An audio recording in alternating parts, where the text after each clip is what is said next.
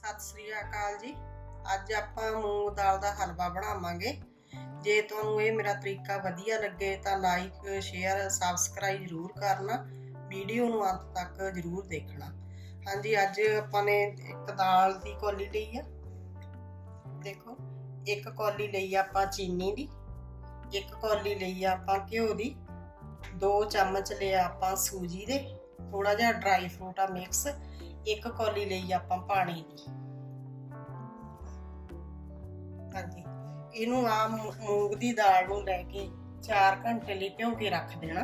दाल नूं 4 घंटे भिओ के रखण तो बाद एवें दी बन गई, एवें दी। ते हुण इनू आपां मिक्सर च जार च पा के इनू आपां ग्राइंड कर लेना।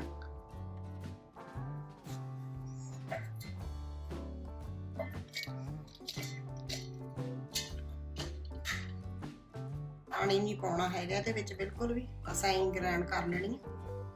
हाँ जी, दाल ग्राइंड कर ली, इहो जी बन गई। ते हुण आपां चाशनी दी तैयारी कर लईए।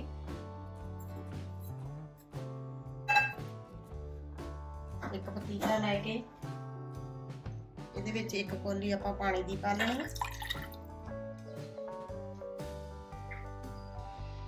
एक कौली चीनी दी पा लेनी, 2-3 इलायचियां पा लेनियां, 2-3 केसर दे धागे पा लेने ने। कोई तार दी चाशनी नहीं बनाउणी हैगी। चाशनी पाउण वास्ते आपां चुल्हे ते रखती, इहदे विच इलायचियां पा देणीआं ने 2-3 बस इहनूं उबाला ही दवाउणा वा, कोई तार दी चाशनी नहीं बनाउणी हैगी। 2-3 दाणे इहदे विच केसर दे धागे पा देणे ने। चाशनी तैयार हो चुकी है अपनी, इहनूं ला दईए आपां। पैन गर्म कर लेना, इहदे विच आपां घी पा लेना।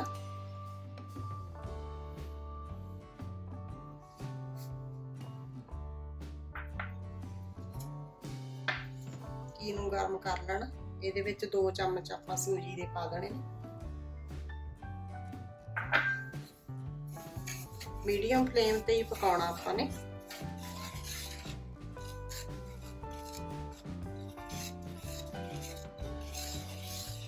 थोड़ा जिहा जद ब्राउन जिहा हो गया फिर आपां ये पीठी पाउणी है इहदे विच। ये अपनी थोड़ी लाइट ब्राउन हो चुकी है, इहदे विच आपां हुण आह दाल पा देनी है।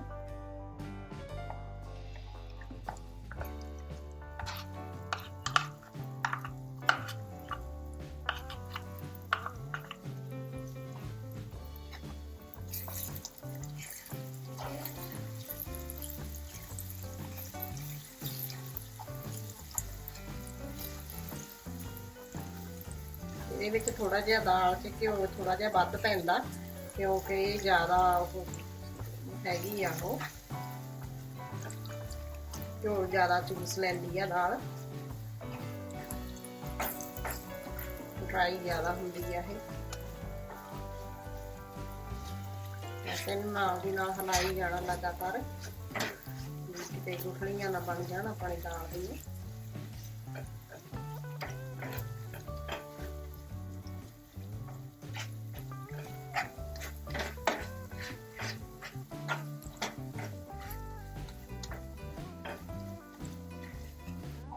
लगातार दाल नूं हिलाउंदे रहना, इहनूं टाइम लगदा काफी,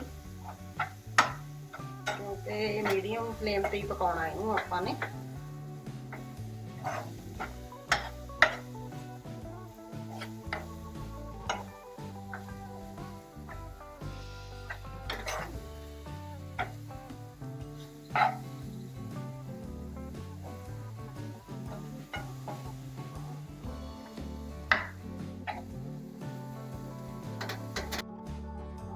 हो चुकी है, गोल्डन ब्राउन हो गई। हुण इहदे विच आपां ड्राई फ्रूट पा देने ने।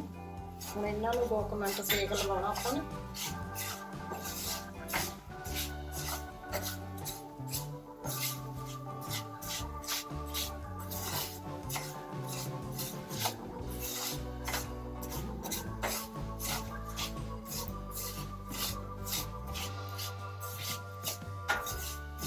चाशनी पा देनी है इहदे विच आपां।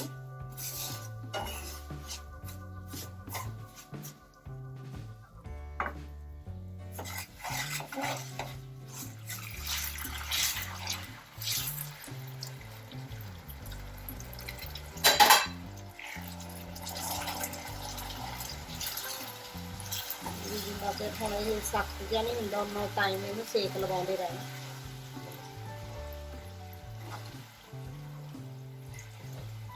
ਆਪਣੇ ਆਪ ਫਿਰ ਇਹਨੇ ਪਤੀਲੇ ਨਾਲ ਛੱਡ ਦੇਣਾ ਤੇ ਹੋ ਗਿਆ।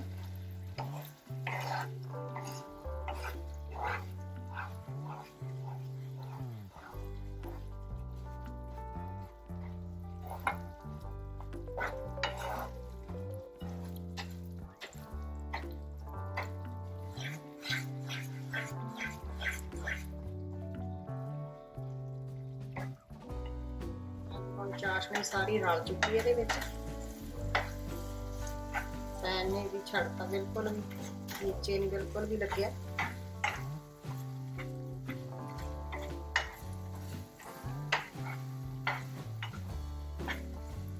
ਹਲਵਾ ਆਪਣਾ ਬਹੁਤ ਵਧੀਆ ਬਣ ਗਿਆ।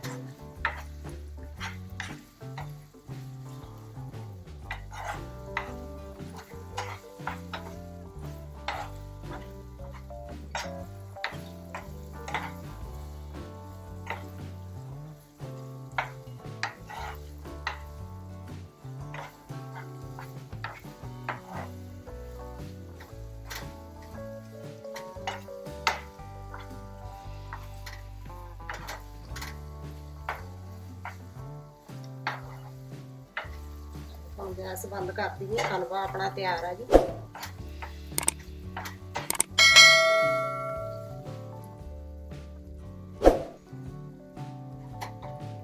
ਹਲਵੇ ਨੂੰ ਆਪਾਂ ਕੌਲੀਆਂ ਚ ਪਾ ਲਈਏ।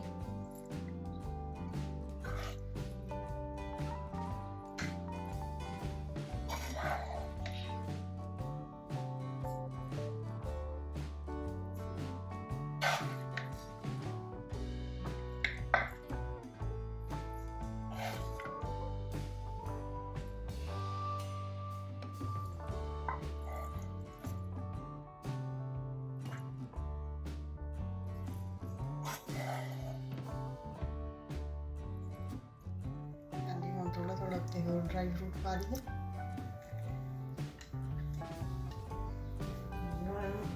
आप टेस्ट करके भी देख लिए किहो जिहा बनिया।